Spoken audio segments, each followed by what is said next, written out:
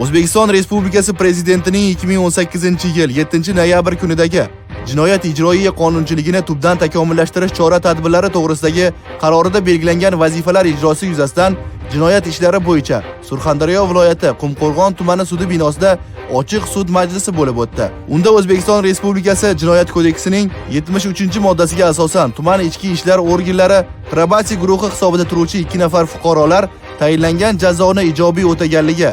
va qilgan jinoyatidan chin ko'ngildan pushaymonligi sababli qolgan jazo muddatidan ilgari shartli ravishda ozod etildilar. Shuningdek, nazorat ostidagi yoshlarning turmush tarzi hamda shaxsiy hayotida yuzaga kelayotgan muammolar o'rganilib, tegishliligi bo'yicha masalani hal etish hamda amaliy yordam ko'rsatish yuzasidan chora-tadbirlar belgilab olindi. Mana shu qaror ijrosi yuzasidan Qumqo'rg'on tumani ichki ishlar organlari probatsiya guruhida hozirgi kunda 87 nafar nazorat ostidagi shaxslar jazo muddatini o'tayotgan bo'lib, ushbu shaxslar bilan doimiy nazorat ishlari olib borilmoqda. Ularni ish bilan ta'minlashda, moddiy yordam bilan ta'minlashda, shuningdek sodir etgan jinoyatdan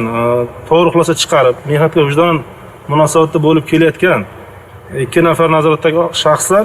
ushbu kun jinoyat ishlari bo'yicha Sho'rchi tuman sudi tomonidan o'talmay qolgan jazo muddatlaridan ilgari shartli ravishda ozod etildi.